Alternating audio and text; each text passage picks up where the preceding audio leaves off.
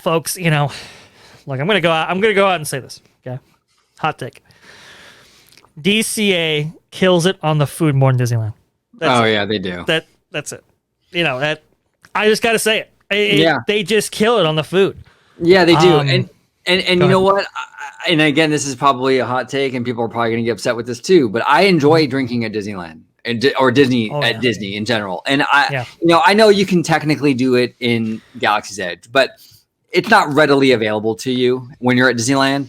I like California Adventure. The fact that I can sit down pretty much anywhere and have a nice beer on a hot day and enjoy it with my meal, have a glass of red wine, kind of relax, chill out. I like that whole aspect of the park. I think it adds so much to the dining at DCA. Yeah. And I know it's not popular opinion because a lot of people don't believe they should have alcohol, but I'm all for it, man. I think it's cool. I enjoy it. Yeah. No, I completely agree with you. Now, look, I think you brought it up when we spoke earlier, at least when I was there. You made a really good point. I really never thought of it this way, and I think it's really, really good to bring it up. So this is attributed to you. Look at smoking. Yep. And how smoking was thought of in the parks before, back in 1955, going forward in Walt Disney and so forth, to now. Right, smoking was looked on very differently. I remember when my parents, would go in the 80s, and they would, complain about people smoking in line. Now we can't even think about that happening today, but that used to happen. It was a very common thing before, and then we started to see smoking areas, designated smoking areas, and then we started to see those kind of get smaller and smaller and fewer and far between. And now you can't smoke on property, technically. Right. It was just a huge change, from the years prior. Similarly with alcohol, right? The perception of alcohol changes. I think back in Walt's day, and what he really had a problem with was people getting, skunk drunk and stuff like that, and kind of, you go to these amusement parks before, and people, not only did they add to the atmosphere and quality of the parks, but fights would break out, just all those kind of things, this kind of depravity that would happen. But that's completely changed now. Yeah. We view alcohol very, very differently, especially in a bar or mixed drink or cocktail type setting. Right. So why be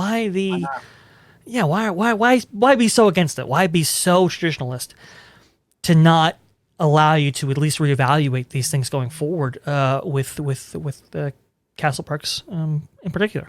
Yeah, and hats off to the cast members. I mean, I'm only speaking anecdotally, but from my experience at California Adventure and the hotels on property and things like that, the cast members do a good job at kind of mitigating open drunkenness. They cut people off, you know what I'm saying? Yeah. Obviously they do, because I haven't seen too many instances of too much craziness. Now, to be fair, I do see a lot more of that online coming from Florida, people trying to scale the Mexican Pavilion in Epcot. Oh man. Shit like that. But I don't my goodness that much here for some reason. I don't know why, but yeah. I think I've heard about DCA having problems, especially particularly with the parties that they used to have, Glowfest, Electronica, and the Mad Tea Party. Those are the ones where people kind of, got a little tipsy, and you'd see a little bit more enforcement when it came to those things. Yeah. If that's going to go along with it, you have to manage it in some way. Epcot, unfortunately, has been kind of a victim of that more than any other park that I've seen anyway. I think people kind of go there with the expectation to drink and stuff like that. Let's drink around the world, and by the time you get to Mexico, you're climbing up the pavilion. But look, I think Disneyland handles it well. I think they're limiting you to 2 drinks at any place that you can actually purchase alcohol, both in Oka's Cantina and Blue Bayou now.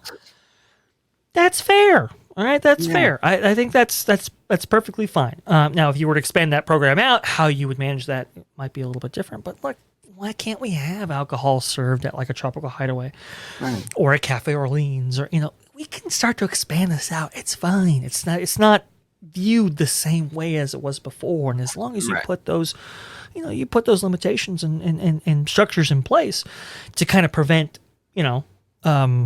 complete degeneracy, I think you're going to be fine. I think you're going to be Yeah, and actually, Adventureland would be such a primo spot to have like a nice tropical drink, a little daiquiri or something. I think that would be so great. I would love to see something like that. So we'll see. We'll see. I want to get a piranha pool in Disneyland.